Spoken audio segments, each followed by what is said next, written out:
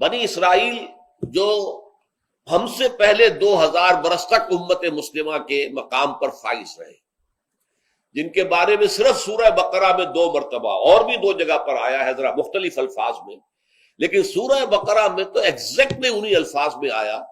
یا بنی اسرائیل اذکروا نعمتی التی انعمت علیکم وانی فضلتکم علی العالمین، اے بنی اسرائیل ذرا میرے انعامات و احسانات و اکرام کو جو میں نے تمہارا کیا یاد کرو، میں نے تمہیں تمام جہان والوں پر فضیلت دی۔ جس قوم کا یہ حال ہو، جس امت کے بارے میں قرآن یہ کہہ رہا ہے، یہ کوئی تورات کی آیت نہیں ہے، یہ کوئی تالمود کا جملہ نہیں ہے، قرآن ہے۔ 6 رکوع کی پہلی آیت بھی یہی ہے، اور ایگزیکٹلی یہی آیت جو ہے 15ویں رکوع کی پہلی ہے سورہ بقرہ۔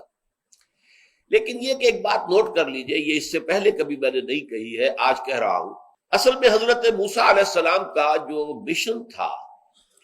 اس میں جہاں دعوت توحید اور اللہ کے دین کی دعوت کا عنصر شامل تھا، یقیناً اس کے بغیر تو کوئی رسول ہو ہی نہیں سکتا، لیکن اس کے اندر ایک بہت نمایاں پہلو ایک قومی جذبہ تھا،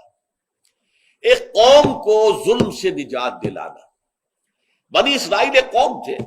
حضرت یعقوب علیہ السلام کے 12 بیٹوں سے 12 قبیلے، اور کچھ عرصہ مصر میں وہ بڑے شان کے ساتھ رہے، ٹھاٹھ کے ساتھ رہے، ان پر جو بادشاہ وقت تھا ان کی بڑی جو ہے وہ مہربانیاں تھی، کرم فرمائیاں تھی۔ تو حضرت موسیٰ علیہ السلام گویا کہ دوہری بعثت کے ساتھ آئے، آل فرعون کو وہ رسول بن کر آئے کہ مانو مجھے اور میری اطاعت کرو، اعبدوا اللہ واطیعون، اور بنی اسرائیل کے لیے وہ نجات دہندہ بن کر آئے کہ انہیں فرعونیوں کے، آل فرعون کے مظالم سے اور سختیوں سے اور پرسیکیوشن سے اور ٹارچر سے نجات دلائے۔ اب جہاں قومی معاملہ ہوتا ہے وہاں ظاہر بات ہے کہ ذاتی تربیت، اخلاقی تربیت کا اتنا موقع نہیں ہوتا، وہ تو قوم کو بچانا ہے۔ قوم میں اچھے بھی ہیں، برے بھی ہیں، نیک بھی ہیں، بد بھی ہیں، شریر بھی ہیں، شریف بھی ہیں۔ اس اعتبار سے حضرت موسیٰ علیہ السلام کی جو قوم تھی، اگرچہ اللہ تعالیٰ نے 9 معجزات دکھائے آل فرعون کو، اور پھر ایک معجزے کے ذریعے سے ہی اس قوم کو نجات دی، لیکن یہ قوم تھی۔ اس قوم میں ایسے بھی تھے جو حضرت موسیٰ پر واقعی صدق دل سے ایمان رکھتے تھے، جیسے یوشع ابن نون، جوشوا جس کو کہتے ہیں بائبل میں، کالب ابن یفنہ۔ لیکن ایسے بھی تھے جو ڈھل مل تھے، کچھ مانتے تھے کچھ نہیں مانتے تھے، اور ایسے بھی تھے جو صرف اسرائیلی ہونے کی وجہ سے شامل تھے، ورنہ انہیں حضرت موسیٰ علیہ السلام کے اوپر کوئی ایمان، کوئی یقین نہیں تھا۔ چنانچہ یہ الفاظ آئے ہیں قرآن مجید میں کہ ما آمن بموسیٰ الا ذریۃ من قومہ، صرف کچھ لوگ نوجوان تھے جو ان کی قوم میں سے ان پر حقیقتاً ایمان لائے تھے، ورنہ اکثر و بیشتر لوگ جو ہے وہ ایک قومی جذبے کے ساتھ تھے کہ ہمیں ایک قوم سے جو ظالم قوم ہے نجات دلانے کے لیے یہ آیا ہے تو ہم بھی ساتھ ہیں۔ لیکن ان کا کہیں بھی جو معاملہ بحیثیت قوم، بحیثیت مجموعی، وہ وفاداری کا نہیں تھا حضرت موسیٰ علیہ السلام کے ساتھ۔ لہذا دیکھیے اب ان کا کیا رویہ رہا عین حضرت موسیٰ علیہ السلام کے ساتھ، جن کے ذریعے سے اللہ تعالیٰ نے انہیں نجات دی، جن کے ذریعے سے آل فرعون کے سے انہیں آزاد کرایا، انہیں لے کر مصر سے نکل آئے ہیں سینائی پیننسلا میں۔ لیکن جب وہ دین کا وہ تقاضا آیا کہ اب جان ہتھیلی پر رکھ کر نکلو میدان میں، قتال کرو، اب جنگ کرو، جیسے کہ ہجرت کے بعد مدینے میں وہ مرحلہ آ گیا محمد رسول اللہ صلی اللہ علیہ وسلم کے ساتھیوں کے ساتھ، ایسے ہی حضرت موسیٰ ہجرت کر کے اپنی قوم کو لے کر سینائی پینسولا میں آ گئے، اور وہاں سے آگے اب جانا تھا ارض مقدس، وہی جو حضرت ابراہیم علیہ السلام کا مسکن تھا، حضرت اسحاق کا مسکن تھا، انبیاء کرام کا مسکن تھا، لہذا جس کو ارض مقدس کہا گیا ہے۔ آج جو آپ کو معلوم ہے دنیا کے اندر جو عالمی ٹکراؤ ہونے والا ہے وہ اسی ارض مقدس کے لیے ہونے والا ہے۔ یہودی چاہتے ہیں کہ اس پورے ارض مقدس پر ان کا غلبہ ہو، عیسائی چاہتے ہیں کہ ان کا غلبہ ہو، اور مسلمان جو کہ یوں سمجھیے 1400 برس سے اس ارض مقدس کے اوپر ان کا قبضہ ہے، ان کی حکومت ہے، ان کا تسلط ہے، اب ان کو جو ہے گویا کہ مجبور کیا جا رہا ہے کہ وہ اس سے دستبردار ہو جائیں۔ یہ جو ایک تصادم آنے والا ہے، بہت عظیم تصادم کی شکل اختیار کرنے والا ہے۔ میرا اس وقت یہ موضوع نہیں ہے، اس وقت جو کچھ میں کہنا چاہ رہا ہوں کہ جب وہ مرحلہ آیا بنی اسرائیل کے تاریخ میں کہ اب جان ہتھیلی پر رکھو، میدان جنگ میں آؤ، تو کوڑا جواب دے دیا، فَاذْهَبْ أَنْتَ وَرَبُّكَ فَقَاتِلَا إِنَّا هَاهُنَا قَاعِدُونَ، جاؤ موسیٰ تم اور تمہارا رب جاؤ اور جنگ کرو، ہم تو یہیں بیٹھے ہیں۔ اے موسیٰ تم کہہ رہے ہو کہ فلسطین میں داخل ہو جائیں ہم؟ وہاں تو بڑی طاقتور قوم ہو، فیہا قوم جبارون، ہم ان سے مقابلے کی سکت نہیں رکھتے،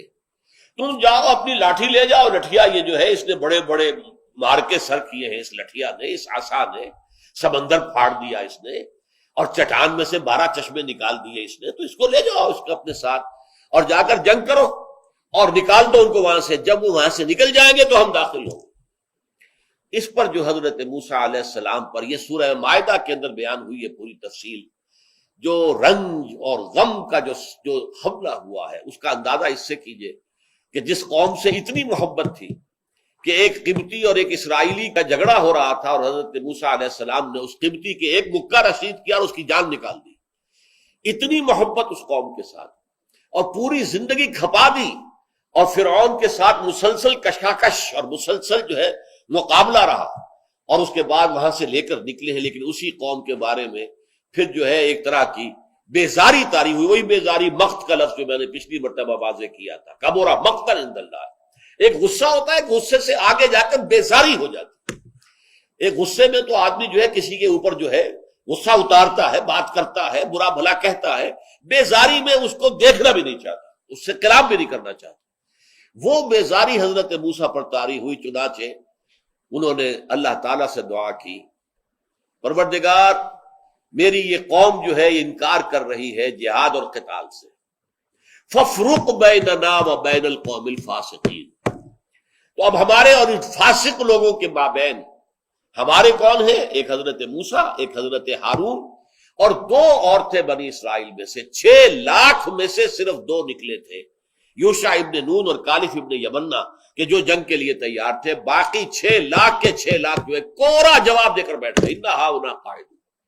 تو فَافْرُقْ بَيْنَنَا وَبَيْنَ الْقَوْمِ الْفَاسِقِينَ، تو اللہ اب تفرقہ کر دے، علیحدگی کر دے، میں اب ان ناہنجاروں کے ساتھ رہنا نہیں چاہتا۔ وَإِذْ قَالَ مُوسَىٰ لِقَوْمِهِ، یاد کرو جب کہ کہا تھا موسیٰ نے اپنی قوم سے، یا قوم، اے میری قوم کے لوگوں، لِمَ تُؤْذُونَنِی، کیوں مجھے اذیت پہنچا رہے ہو، کیوں مجھے کوف پہنچا رہے ہو، کیوں مجھے تکلیف دے رہے ہو، وَقَدْ تَعْلَمُونَ أَنِّي رَسُولُ اللَّهِ إِلَيْكُمْ،